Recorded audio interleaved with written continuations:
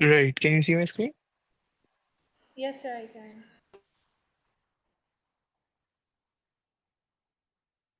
All right. बिस्मिल्लाहिर्रहमानिर्रहीम। तो before starting आज की क्लास जो कि फोटोसिंथेसिस की दूसरी क्लास होगी, I just revise a bit जो हमने पिछली क्लास में किया था about photosynthesis. We learn just a bit about the structure of the chloroplast, जिसमें स्टार्च ग्रेन्स आती हैं। क्लोरोप्लास्ट का एनवेलप होता है बिकॉज क्लोरोप्लास्ट एक डबल मेम्ब्रेन सराउंडिंग ऑर्गेनेल है। इसमें सर्कुलर डीएनए और 70s राइबोसोम्स भी होते हैं। स्टैक्स ऑफ थाइलाकॉइड को हम ग्रैनम कहते हैं सिंगुलर में, और प्लूरल में हम ग्राना कहते हैं। ये जो स्टैक्स ऑफ थायराकॉइड्स है विच इज ग्राना, टू और मोर ग्रानास को एक दूसरे के साथ ज्वाइन करने के लिए होते हैं stroma lamellae. These are rod like structures which are protein molecules essentially, and these are simply running throughout the stroma. ये पूरी चीज जो फ्लूइड पार्ट है पूरे क्लोरोप्लास्ट का, उसे स्ट्रोमा कहते हैं। और ये जो स्टैक्स हैं, मतलब जो ग्राना है, वो इंडिविजुअल थाइलाकॉइड से बनता है।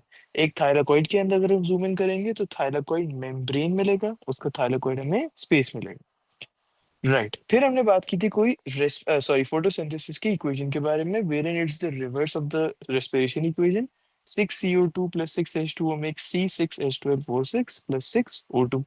और हमने ये कहा था कि स्टार्च ग्रैन्यूल्स क्यों इस फॉर्म में स्टोर होते हैं, carbohydrates in the chloroplast in the plants and might out in the form of glucose. So we learn that glucose is acidic और वो वाटर सॉल्युबल है। As a result of which अगर इसको starch granule की जगह अगर glucose को store कर दें तो पूरे स्ट्रोमा का पीएच लेवल कम हो जाएगा, which will allow for the light independent reactions occurring in the stroma to be affected. वो हम आगे जाके देखेंगे लाइट इंडिपेंडेंट रिएक्शंस के बारे में। Hence, the glucose is converted to starch and it is stored in the form of starch granules in the chloroplast. Right. और फिर हमने बात की थी फोटोसिंथेटिक पिगमेंट्स के बारे में, विच वर क्लोरोफिल एंड कैरोटेनॉइड्स। क्लोरोफिल जो पहली फैमिली है फोटोसिंथेटिक पिगमेंट की, उसमें क्लोरोफिल ए था और क्लोरोफिल बी था। जबकि जो कैरोटेनॉइड्स हैं, कैरोटेनॉइड्स हमने दो तरीके के फोटोसिंथेटिक पिगमेंट देखे थे, which was beta carotene and xanthophyll। और फिर उसके बाद we learn about the function of photosynthetic pigment, which is to absorb different wavelengths of light, and this was a very important point. Her pigment absorb करेगा एक specific wavelength of light. इसका मतलब ये नहीं है कि एक स्पेसिफिक वेवलेंथ ऑफ लाइट सिर्फ बिलोंग करती है एक फोटोसिंथेटिक पिगमेंट को। There is a range of wavelengths which every photosynthetic pigment absorbs of visible light का इलेक्ट्रोमैग्नेटिक स्पेक्ट्रम। फिर हमने बात की थी एक आखिरी चीज की, which was about absorption and action spectra, लेकिन उससे पहले we also talked about absorbed colour and the reflected complementary colour. वो ये था कि लेट्स से अगर कोई फोटोसिंथेटिक पिगमेंट ये वाला कलर अब्जॉर्ब करती है, तो ये बाकी सारे कलर जो व्हाइट लाइट में है उनको पास थ्रू होने देगी, उनको अब्जॉर्ब नहीं करेगी। ये सारे कलर्स का मिक्सचर बनाएगा the opposite of the absorbed colour, which is this colour in this case. तो ये बन जाएगा रिफ्लेक्टेड कलर या कॉम्प्लीमेंट्री कलर। इसीलिए हमें ये समझ आया कि chlorophylls appear green in color because they absorb light in the blue, violet, and red region of the electromagnetic spectrum. They allow all of these colors to pass. The mixture of these colors makes the green color because they absorb the red one. Carotenoids भी सिर्फ absorb करते हैं blue violet reason में, जबकि chlorophyll blue violet और red दोनों में absorb करते हैं, और यही अब्जॉर्प्शन स्पेक्ट्रम में दिख रहा था। We then talked about the action spectra too, which has the y-axis as the rate of photosynthesis. And आखिर में जाके we describe the differences between absorption and action spectra. आज हम लाइट डिपेंडेंट रिएक्शंस और लाइट इंडिपेंडेंट रिएक्शंस इंशाल्लाह शुरू करेंगे। तो before that, let's understand the structure of the thylakoid membrane because this is going to be very important आगे जाके। तो मैं एक न्यू पेज पे लिख देता हूँ यहाँ पे, structure of thylakoid membrane। Thylakoid membrane वो जगह है जहां पे लाइट डिपेंडेंट रिएक्शंस होते हैं। द थाइलाकोइड टेक्निकली पूरा का पूरा थाइलाकोइड वो जगह है जहां पे लाइट डिपेंडेंट रिएक्शंस होते हैं। लेकिन अगर हमें स्पेसिफिकली बोलना हो कि पूरे थाइलाकोइड में कहाँ होते हैं, तो थाइलाकोइड मेम्ब्रेन में होते हैं। फॉर एग्जांपल, जब हम रेस्पिरेशन की बात कर रहे थे, now we know that oxidative phosphorylation में जो हाइड्रोजन कैरियर्स होते हैं वो कहाँ ऑक्सीडाइज होते In the phospholipid bilayer, हैं in the in inner membrane. Right just give me a second someone is at the door just one second sorry give me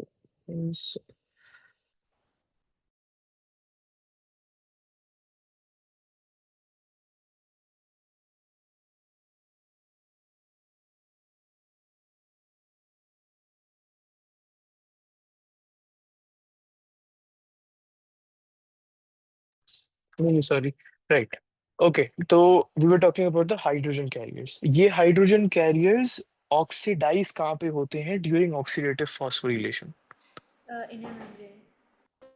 in the inner membrane not quite क्योंकि let's draw the structure of the mitochondria mitochondria के structure में this is the outer membrane ये आ गई inner membrane ये आ गया matrix ये जो matrix होता है ना यहाँ पे दो चीजें होती हैं सबसे पहले जो NADH और जो FADH होते हैं वो कन्वर्ट होते हैं NAD और FAD में और वो हाइड्रोजन एटम को रिलीज करते हैं दूसरी चीज ये हाइड्रोजन एटम कन्वर्ट होता है हाइड्रोजन आयन और इलेक्ट्रॉन में और ये इलेक्ट्रॉन कहाँ पे जाता है ETCs. इन द ETCs और ये ETCs इनर मेम्ब्रेन में होते हैं तो इनर मेम्ब्रेन में if you have to remember कि इनर मेम्ब्रेन में क्या होता है तो इनर मेम्ब्रेन में तीन चीजें होती हैं that is the electron transport chain sorry दो चीजें the electron transport chain and the ATP synthase enzyme उसके अलावा कोई तीसरी चीज होती ही नहीं है इनर मेम्ब्रेन में तो when we talk about hydrogen carrier की ऑक्सीडेशन वो तो मैट्रिक्स में होती है फिर हाइड्रोजन की ऑक्सीडेशन वो भी मैट्रिक्स में होती है फिर oxygen acting as a final electron acceptor जो एंड में जाके होता है वो भी मैट्रिक्स में होती है इससे हमें ये समझ आता है कि ऑक्सीडेटिव फॉस्फोरिलेशन हम लिखते हैं पास्ट पेपर क्वेश्चंस में जब वो कहता है कि state exactly where oxidative phosphorylation takes place we write the answer as inner mitochondrial membrane क्योंकि मेन जगह वहां पे है लेकिन अगर टेक्निकली देखा जाए तो मैट्रिक्स में भी प्रोसेसेस हो रहे हैं ऑक्सीडेटिव फॉस्फोरिलेशन के so even though we write something as the answer doesn't mean कि पूरी चीज वहां पे होती है और वही चीज थाइलाकॉइड मेम्ब्रेन में अप्लाई होती है मैं इसीलिए माइटोकॉन्ड्रिया पे वापस लेके गया because thylakoid membrane is the main जगह जहाँ पे लाइट डिपेंडेंट रिएक्शंस होते हैं लेकिन कुछ चीजें होती हैं जो थाइलाकॉइड स्पेस में भी होती हैं और वो आगे जाके देखेंगे सो if a question comes in the exam, where does oxidative phosphorylation takes place? Inner mitochondrial membrane. Where does light dependent reactions takes place? Thylakoid membrane. लेकिन just keep it in the back of your mind कि कुछ चीजें thylakoid space में भी होती हैं similarly for oxidative phosphorylation कुछ चीजें mitochondrial matrix में भी होती हैं ये वाला पॉइंट समझ आया आपको Yes. okay so thylakoid membrane this is where L dot D light dependent reactions occur. अब जैसे inner mitochondrial again I am comparing so that's easy to revise inner mitochondrial membrane में भी चीजें होती हैं वैसे ही इस थाइलाकॉइड मेम्ब्रेन में तीन चीजें होती हैं the first thing is called ATP synthase enzyme again the name sounds familiar दूसरा है ETC which is electron transport chain आगे जाके आज बहुत ज्यादा इंटरेस्टिंग टॉपिक है so it's gonna be interesting electron transport chain और जो तीसरी चीज है that is photo systems Sir, also I wanted to ask कि ETCs, can we write it in the answer? Like, is it accepted?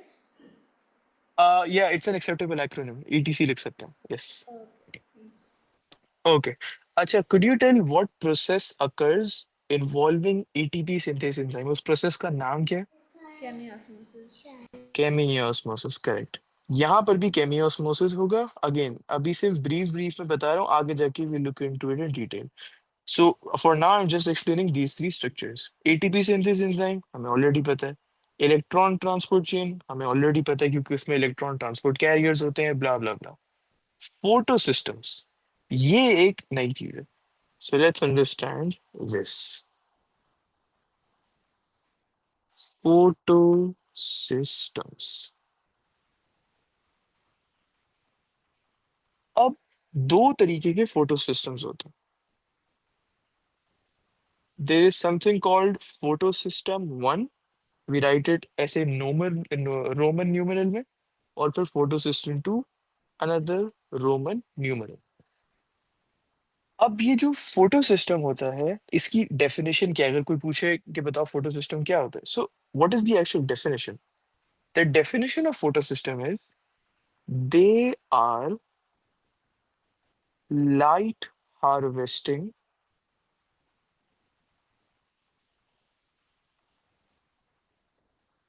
clusters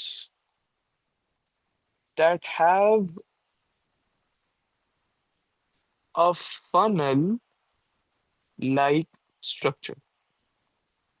So ये light harvest, let's read this again. They are light harvesting clusters that have a funnel like structures. अब इसमें तीन words ऐसे हैं जो बिल्कुल नए हैं। एक तो लाइट हार्वेस्टिंग, दूसरा क्लस्टर्स, और फनल लाइक स्ट्रक्चर। सबसे पहला लाइट हार्वेस्टिंग।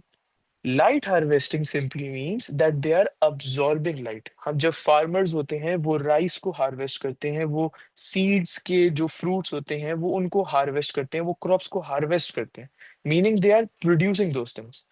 यहाँ पे लाइट हार्वेस्टिंग का मतलब ये है simply that they are absorbing the light. So here harvesting can also be said as absorbing. Clusters यहाँ पे जो वर्ड है refers to clusters of pigments। तो यहाँ पे word clusters refers to clusters of pigments।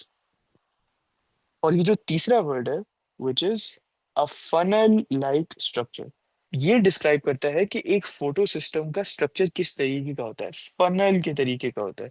हमने केमिस्ट्री लैब्स में भी देखा होगा फनल किस तरीके का रहता है, समवॉट लाइक दिस, कि उसका जो आउटर सरफेस एरिया होता है बहुत ज्यादा होता है और फिर एकदम से जाके वो छोटा हो जाता है। So that's how funnel actually is, and this is how a photo system actually looks like. मैं इसकी भी पिक्चर भी एक दिखाता हूँ पेश करके। It's not exactly like a funnel. This is why it's written as a funnel-like structure, not a funnel structure. तो to summarize, ये funnel-like structures होती हैं, which are simply clusters of pigments, और ये light को absorb करते हैं।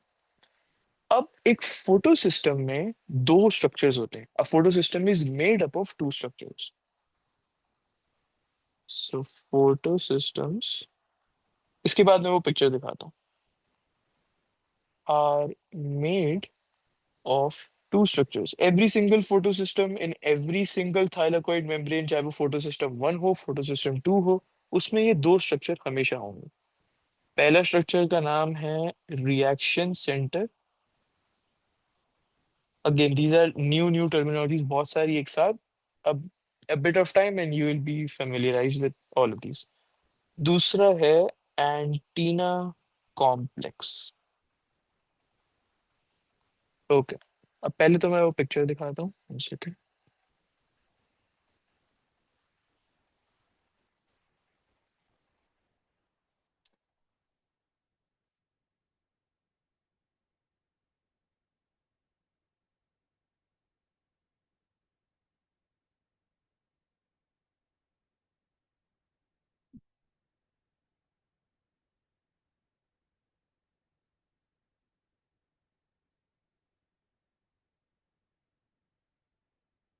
जिस तरीके से यहाँ पे है, एक फनल के तरीके का स्ट्रक्चर हमें यहाँ पे दिख रहा है, एज इन उसका जो इनिशियल जो ऊपर का सरफेस एरिया वो बहुत ज्यादा है, और फिर नीचे नीचे जाते जाते बिल्कुल वो नैरो हो जाता है। पहले वो बहुत वाइड होता है and then it just gets narrower and narrower.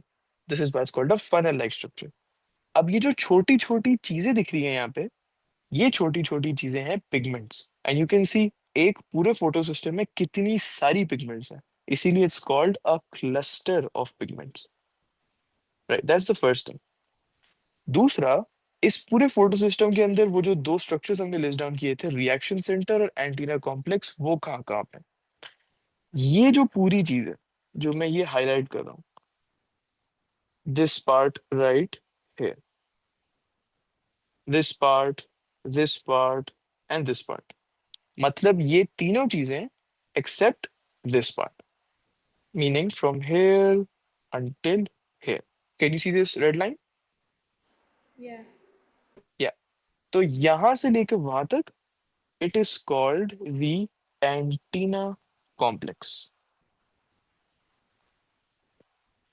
और ये जो छोटी सी जगह यहाँ पे है, this is called the reaction centre. अब यहाँ पे हम देख रहे हैं कि एंटीना कॉम्प्लेक्स में इतने सारे फोटोसिंथेटिक पिगमेंट और यहाँ पे एक बड़ा सा ब्लॉब बना हुआ है सर्कल का, रिप्रेजेंटिंग अ पिगमेंट और टू और थ्री पिगमेंट्स, वो भी देखते हैं. तो एंटीना कॉम्प्लेक्स में हमें एटलीस्ट ये तो भी तो दिख रहा है ना कि एंटीना कॉम्प्लेक्स में बहुत सारे पिगमेंट्स हैं और रिएक्शन सेंटर में बहुत कम पिगमेंट्स है, comparing both the structures together. अब एक फोटो सिस्टम में वी लिस्ट डाउन कि किस किस तरीके के पिगमेंट्स होते हैं. Now we know the names of the pigments. We know all of these are gonna be either chlorophyll A, chlorophyll B, carotenoids जिसमें xanthophyll आता है एंड बीटा कैरोटीन आता है. हमें पता है इन चारों में से कोई एक होगा. लेकिन depending on the location of the pigment, कि ये पिगमेंट एंटीना कॉम्प्लेक्स में, ये पिगमेंट रिएक्शन सेंटर में, ऐसे पिगमेंट्स को नाम दिया जाता है. So we look at those names, not their actual names, but the names of the pigments which are given based on their location in the photosystem. तो फोटोसिस्टम के अंदर दो तरीके के फोटोसिंथेटिक पिगमेंट्स होते हैं. सबसे पहला इज प्राइमरी पिगमेंट्स एंड दूसरा is accessory pigments.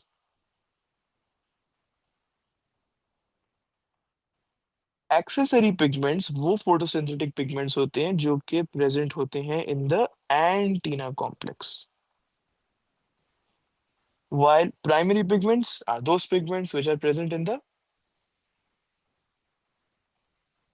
Reaction center. reaction center. Perfect.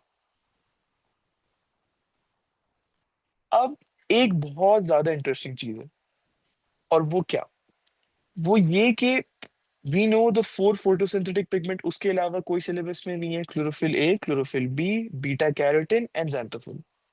Primary pigment in every single photosystem, photosystem 1, photosystem 2, every single thylakoid membrane, primary pigment will always be a pair of chlorophyll A molecules. हमेशा. It will always be chlorophyll A, not chlorophyll B, and it will always be a pair of chlorophyll A molecules. That's just how the photosystems are structured to be. Accessory pigments में बाकी pigments भी आ जाते हैं और कुछ chlorophyll A molecules भी आ जाते हैं. मीनिंग इसमें क्लोरोफिल ए भी आ सकता है, डिपेंडिंग ऑन कौन सा फोटो सिस्टम है, कौन सा थाइलाकोइड मेम्ब्रेन है, कौन सा क्लोरोप्लास्ट है, blah blah blah. Depends on many things, we don't need to know what it depends on. लेकिन एक्सेसरी पिगमेंट्स सारे के सारे हो सकते हैं. ए भी हो सकता है क्लोरोफिल, बी भी हो सकता है, जो टू टाइप्स ऑफ कैरोटेनॉइड्स हैं वो भी हो सकते हैं. लेकिन primary pigments present in the reaction center, two types of carotenoids. Yeah, primary pigments in the reaction center will always be a pair of chlorophyll A molecules. अब ये जो दो तरीके के पिगमेंट्स है ना, these two types of pigments have separate functions. The function of accessory pigments. ये एक बार खत्म हो जाए about all of this, before I start with light dependent, I'll revise this entire thing again. So the function of accessory pigment ये क्या है. हमें ये तो पता है कि एक्सेसरी पिगमेंट एंटीना कॉम्प्लेक्स में फाउंड होता है. इनका फंक्शन है सबसे पहले तो लाइट को अब्सॉर्ब करना. So their first function is to absorb light energy, and the second function is, एक बार उन्होंने लाइट एनर्जी को ट्रैप कर लिया, बेस्ड ऑन वो वाला पिगमेंट कौन सी रेंज की वेवलेंथ में लाइट को अब्सॉर्ब करता होगा. अगर एंटीना कॉम्प्लेक्स में क्लोरोफिल ए है तो वो ब्लू, वायलेट और रेड रीजन में अब्सॉर्ब करेगा. अगर क्लोरोफिल बी है तो वापस से वो ब्लू, वायलेट और रेड रीजन में अब्सॉर्ब करेगा. एक minute, there is some problem, I don't understand what it is. One second.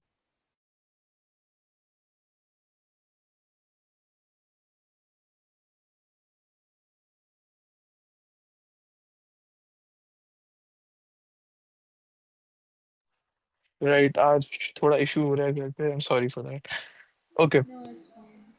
So accessory pigment का पहला फंक्शन था कि वो लाइट एनर्जी को अब्जॉर्ब करते हैं, और एक बार उन्होंने लाइट एनर्जी को अब्जॉर्ब कर लिया, सच एज क्लोरोफिल ए अगर वो अब्जॉर्ब करेगा तो ब्लू वायलेट और रेड में करेगा, अगर बीटा कैरोटीन होगा तो वो ब्लू वायलेट रीजन में अब्जॉर्ब करेगा। अब्जॉर्ब उन्होंने अपने अपने हिसाब से अपनी अपनी रेंज ऑफ वेवलेंथ से कर लिया। Once they have absorbed, now their function is to transfer the light energy to the primary pigment. Transfer the light energy to the primary pigment or pigments, which is a pair of chlorophyll A molecules जो कि reaction center में होते हैं। ये जो simple सा question है ना, the function of accessory pigment, this is a 3 mark question, and this is basically 3 marks। absorb light energy, transfer the light energy to the primary pigments which is in the reaction center। जो जो मैंने highlight किया that requires a single, मतलब वो लिखने से 1 mark मिल जाता है। That's a 3 mark easy 3 mark question. अच्छा, अब ये लाइट एनर्जी को ट्रांसफर कैसे करते हैं? वो इस तरीके से कि यहाँ पे इन सब ने ऑब्जॉर्व किया, एंड देन अपने नेबरिंग फोटोसिंथेटिक पिगमेंट को ये लाइट एनर्जी ट्रांसफर करेंगे। लाइक दिस, ये जो एरोज हैं ये रिप्रेजेंट कर रहे हैं the transfer of light energy, और ये लाइट एनर्जी ट्रांसफर होते होते होते होते it reaches to the reaction centre, जहाँ पे pair of chlorophyll A molecules इसको अब्जॉर्ब कर लेते हैं, और लाइट डिपेंडेंट रिएक्शंस शुरू हो जाते हैं।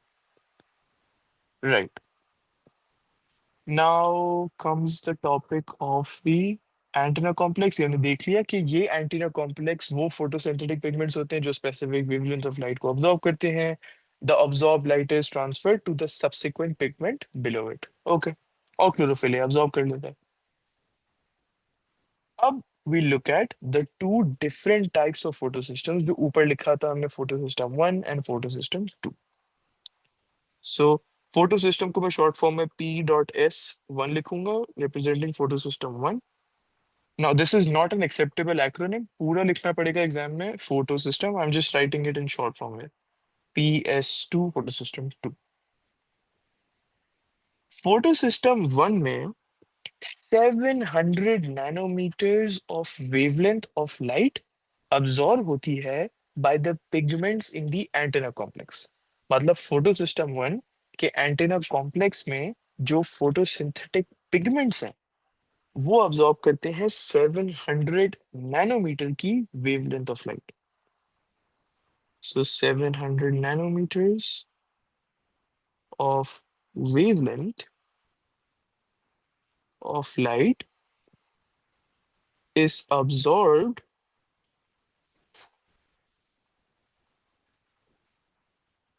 by pigments in the antenna complex। अब जो प्राइमरी पिगमेंट है वो तो लाइट अब्सॉर्ब करेगा ही नहीं, तो there is no use discussing that, क्योंकि लाइट अब्सॉर्प्शन वहां पे होती ही नहीं है। फोटो सिस्टम 2 में अगर देखें, so it's not 700 but it is 680 nanometers of wavelength of light absorbed by the pigments in the antenna complex।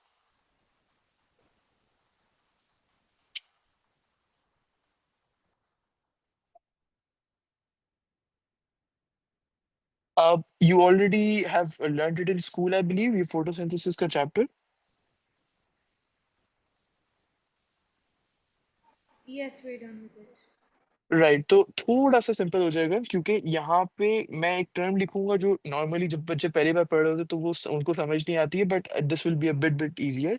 Photo system 1 में साइक्लिक फोटोफॉस्फोरिलेशन और नॉन साइक्लिक फोटोफॉस्फोरिलेशन दोनों होती है, and we look at these in much much detail बिल्कुल next में ही जाके। ये दोनों तरीके की फोटो फॉस्फोरिलेशन फोटो सिस्टम 1 के साथ होती है, meaning photo system 1 is involved in both cyclic and non-cyclic। Photo system 2 is only involved in non-cyclic photophosphorylation। And again, we look at that in detail.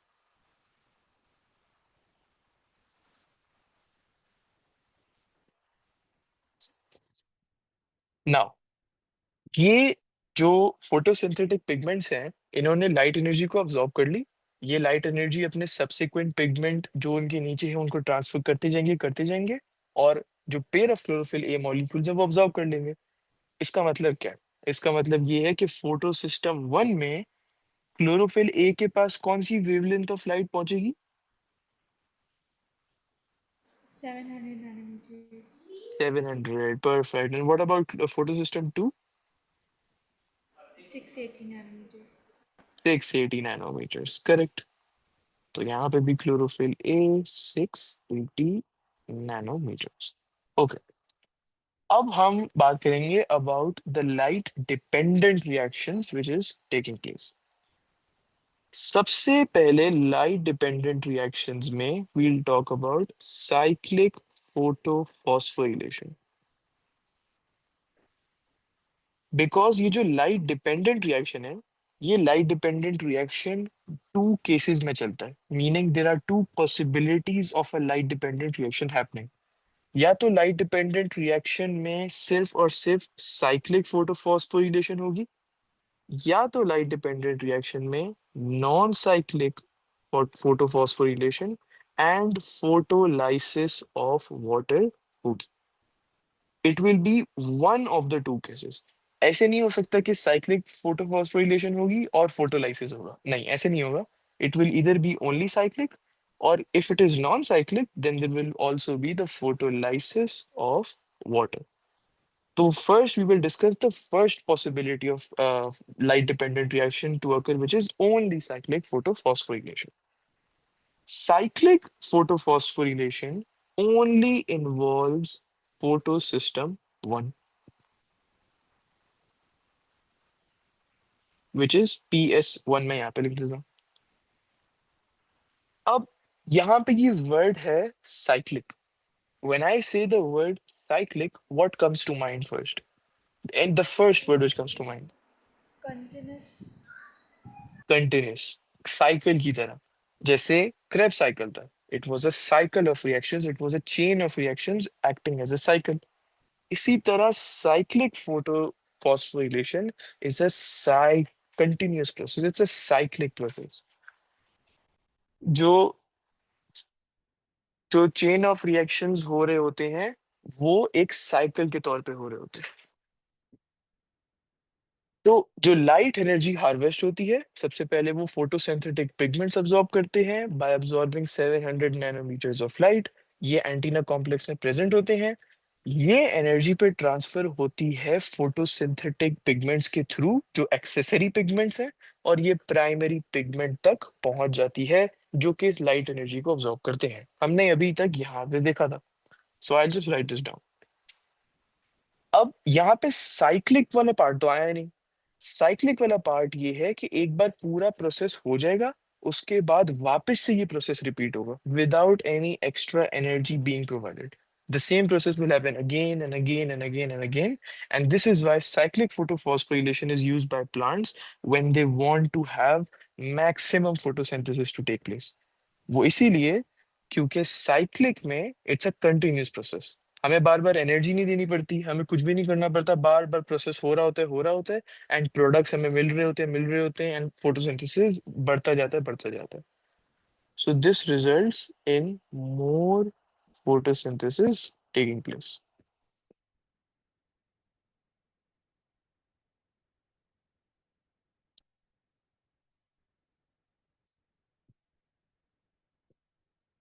Okay, तो अब मैं ये लिख देता हूँ पहला step, light energy is harvested.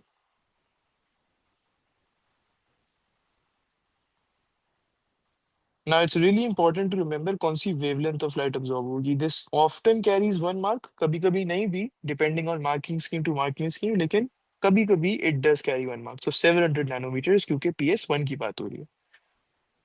So harvested by pigments present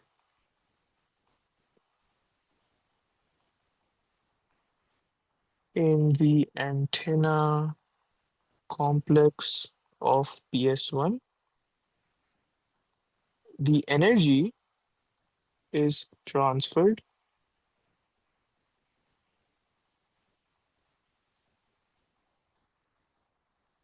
through the accessory pigments.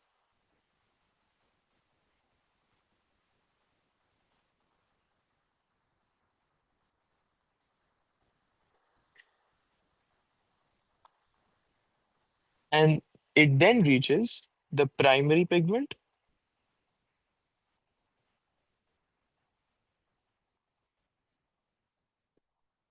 in the reaction center. And we know this by now. The primary pigment is the pair of chlorophyll A molecules.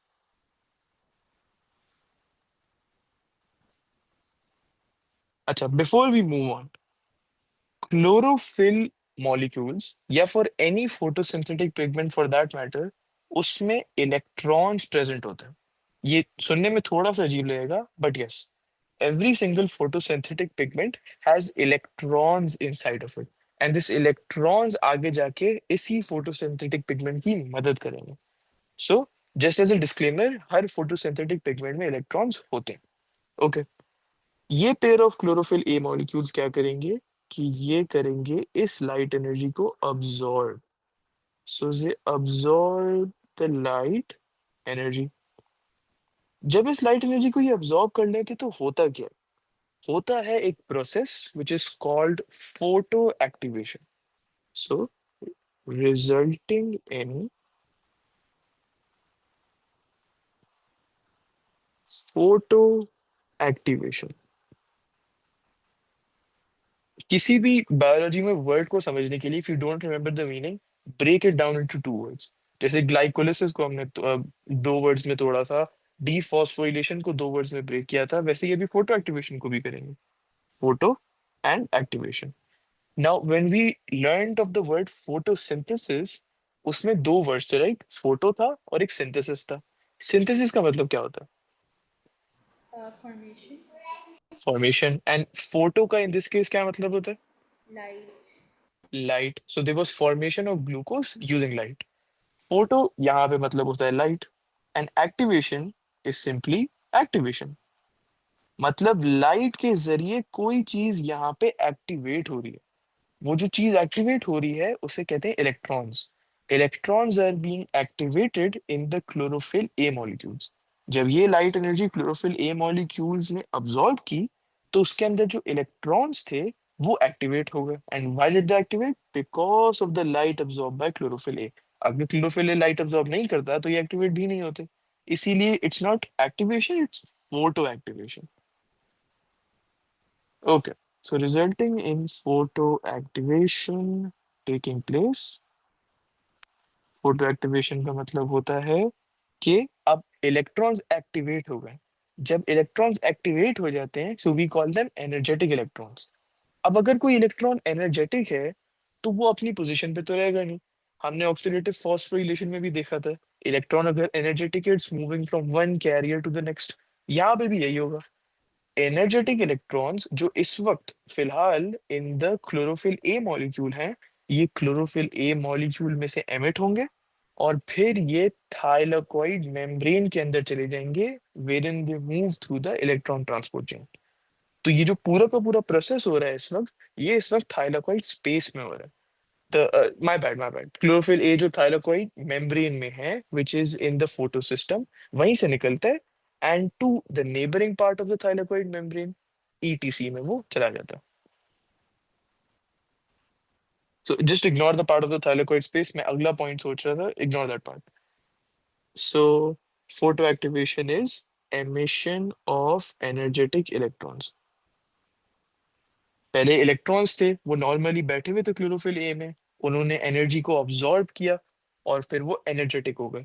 तो energetic हुए जिसकी वजह से they are emitted from the chlorophyll A molecules and they start moving through the ETC. दो चीजें करते हैं वो. So emission of energetic electrons from chlorophyll A, that's the first thing.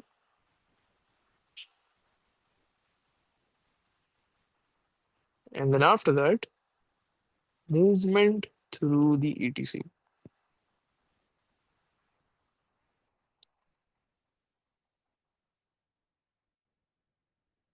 अब यहाँ पे if you have learned oxidative phosphorylation correctly, यहाँ पे एग्जैक्टली वही होगा.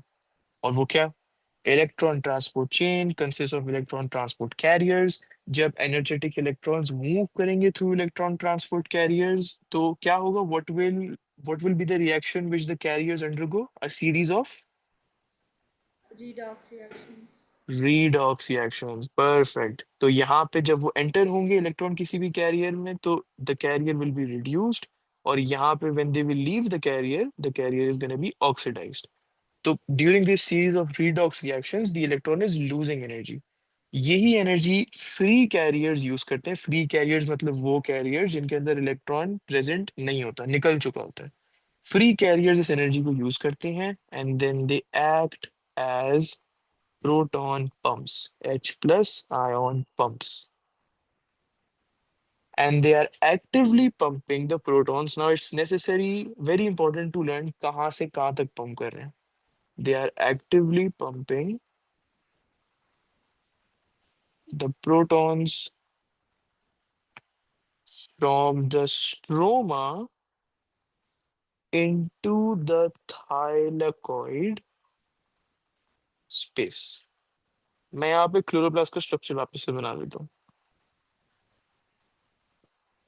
ये इस तरीके का क्लोरोप्लास्ट का स्ट्रक्चर है।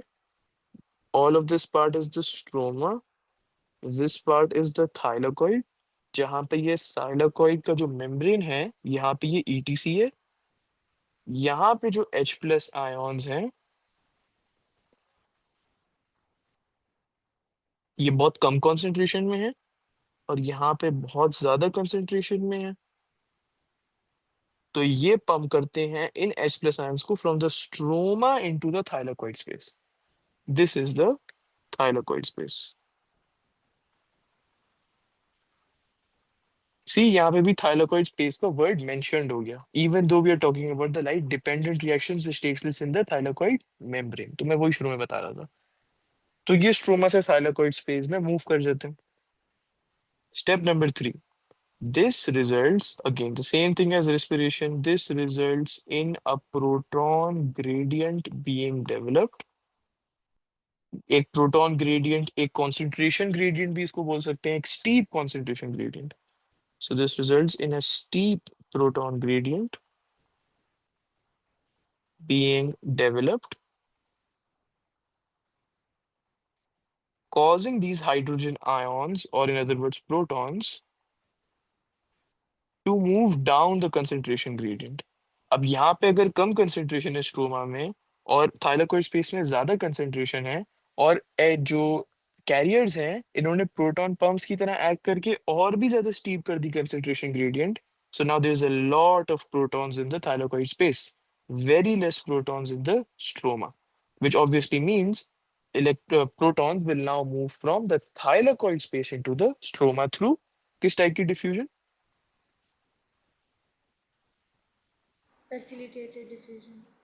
Facilitated diffusion. अब फैसिलिटेटेड डिफ्यूजन का तो ये मतलब है कि कोई चैनल प्रोटीन होगा। Any idea what the channel protein is? ATP synthase.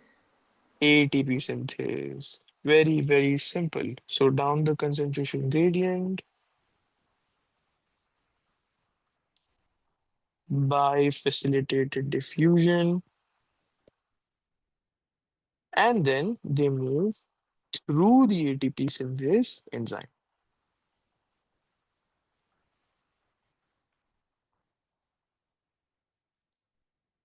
अब जब ये मूव करते हैं through the ATP synthase enzyme, तो ये protons, hydrogen ions, electrons sorry energy lose करते हैं।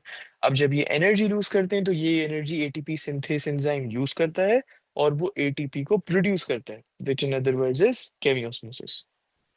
सो जब ये down the concentration gradient move करते हैं, they move from the thylakoid space into the stroma.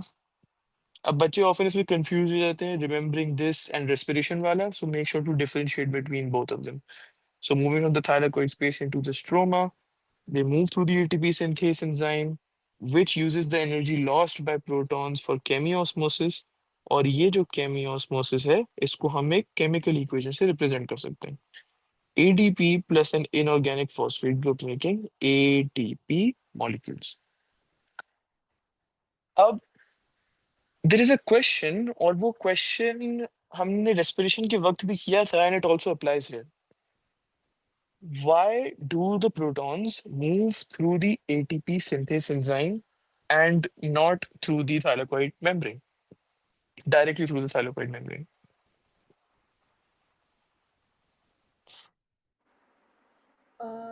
Basically, to generate ATP, I think.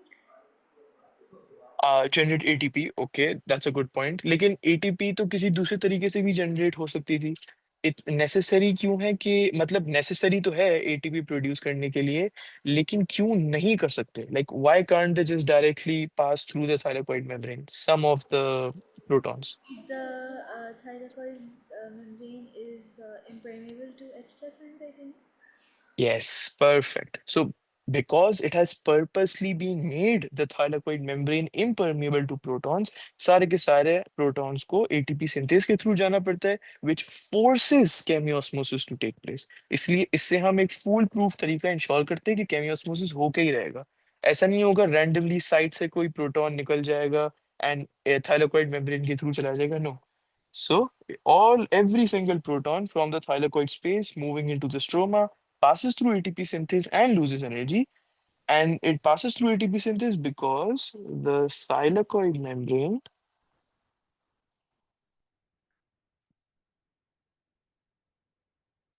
is impermeable to H plus ions. Right. अब क्या होता है कि ये इलेक्ट्रॉन्स तो अब ईटीसी में से मूव कर रहे थे, बाय द टाइम ये प्रोटॉन्स ऊपर जा रहे थे, नीचे जा रहे थे। अब फाइनली ये प्रोटॉन सारे के सारे स्ट्रोमा में जा चुके हैं। अभी तक जो सिचुएशन है, प्रोटॉन सारे स्ट्रोमा में जा चुके हैं, एटीपी प्रोड्यूस हो चुके हैं केमियोस्मोसिस से। अब इलेक्ट्रॉन्स के बारे में वापस फोकस करते हैं। इलेक्ट्रॉन्स ईटीसी के थ्रू मूव कर रहे थे, मूव कर रहे हैं। After the electrons have moved through the etc, after the electrons have moved through the electron transport chain, they move back into the thylakoid space.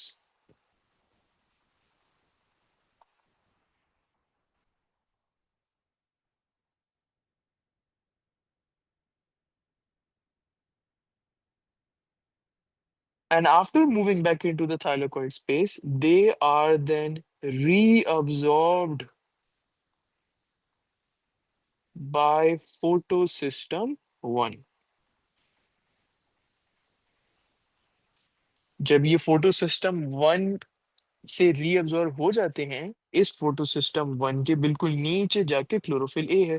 Electrons इसके through जाते जाते और क्लोरोफिल ए वापस से इस इलेक्ट्रॉन को अब्सॉर्ब कर लेता है। And then simply the cyclic process continues. कि अब वापस से accessory pigments present in the, now this should be your terminology whenever writing an answer. Accessory pigments present in the antenna complex harvest light energy, transferring the light energy down to the subsequent photosynthetic pigment until it reaches the primary pigment in the reaction center, which is a pair of chlorophyll A molecules which then absorbs the light energy, resulting in photoactivation taking place. Photoactivation होती है, electrons release होते हैं, वापस से वो process होता है, and in the end, this process keeps going on and on and on.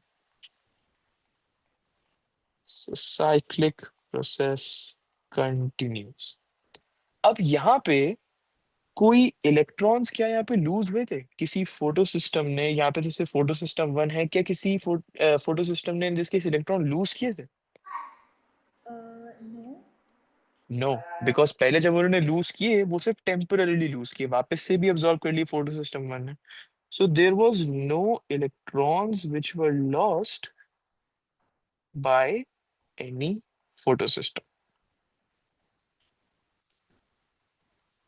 अब यहाँ पे एक छोटा सा क्वेश्चन जो ऊपर भी डिस्कस किया था हमने बहुत ब्रीफली कि why does cyclic photophosphorylation occur?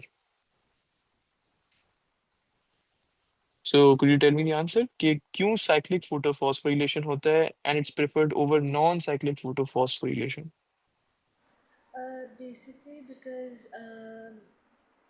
Photophosphorylation occurs for the generation of ATP, and basically it is preferred because over here there are no electrons which are lost. So basically, this process can continue without the electrons being lost. So ATP can be regenerated again and again. Correct, यहाँ पे electrons loose नहीं होते और high amounts of energy produce होती है because it's a cyclic process, it's a continuous process. तो cyclic photophos let me just complete the question. Why does cyclic photophosphorylation occur? So it occurs when, or you could say when does cyclic photophosphorylation occur? Both have the same answer. कि जब chloroplast को high amounts of energy required होती है. एक cyclic process है, बहुत ज्यादा energy देगा कंपेयर करें अगर इसको नॉन साइक्लिक फोटोफॉस्फोरिलेशन से. So when the chloroplast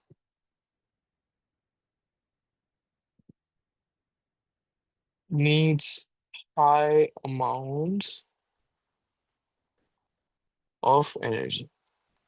आज मैं इतना ही रखूंगा. The reason I am purposefully doing this क्योंकि बिल्कुल अगला नेक्स्ट टॉपिक जो मैं अगली लाइन लिखूंगा वो होगी non cyclic photophosphorylation. And I just don't want for you to confuse दोनों तरीके की फोटोफॉस्फोरिलेशन. ये नॉर्मली बच्चे बहुत आसानी से कर जाते हैं. सो एक दिन अगर होगा ना प्रोसेस करने के लिए, it will be more easier for you. So I keep it till here today. यहाँ तक कोई सवाल तो आप पूछ लो. No, it's clear. Right, so could you give me a summary of क्या क्या आज हमने किया था. Right. So basically, first we did about the thylakoid structure. We discussed about the reaction center, about what type of photosynthetic pigments are there. We have the primary pigment, which is a pair of chlorophyll A molecules, and then we have the accessory pigments, which can be chlorophyll A and B, and beta carotenoids. And then we discussed the cyclic photophosphorylation process, which is basically that different wavelengths of lights are absorbed and then basically they're passed on to the reaction. They're absorbed by the reaction accessory pigments, and then they're passed on Yes. to the primary pigment, and over here photoactivation takes place, which is basically the excitement of electrons to the high energy level.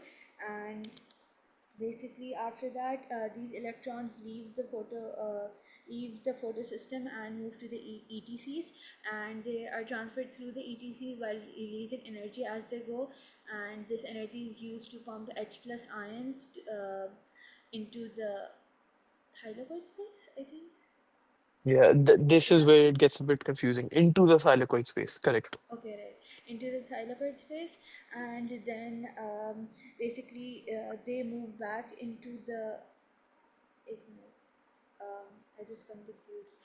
Uh, Yeah, it's fine, it's fine. So it goes from the stroma to the thylakoid space, and then from the thylakoid space back to the stroma. okay, right. So basically, the H plus ions move back to the stroma through ATP synthase and Right. generate ATP. And basically, the electrons they move back into the photosystem one. So basically, this process continues again and again. Perfect. Okay, and just two more questions. ये reaction center में किस तरीके का pigment होता है? What's the name of the pigment? Chlorophyll A, And what type of pigment is it? As in, is it a primary primary pigment. pigment? Primary pigment. And antenna complex में कौन सा pigment होता है? The accessory pigments, which are basically xanthophyll, beta carotene, chlorophyll A and B as well. Perfect. तो आज हम यहीं तक रखेंगे. अच्छा, जस्ट वन मोर थिंग. कल असल में मेरी है flight and this, so I was wondering if tomorrow's class if you could have it from 4 p.m. to 5 p.m. I will be back in 2 days. तो आगे की कोई क्लासें इफेक्ट नहीं होंगी. It just be this class tomorrow. Yeah, it's no problem. It's okay. Right, Sure. Perfect. So क्योंकि सारी classes बाकी I am just preponing them. One is from 3 to 4, this one would be from 4 to 5. Right, Okay, perfect. right. Okay. Thank you. अल्लाह हाफिज. Allah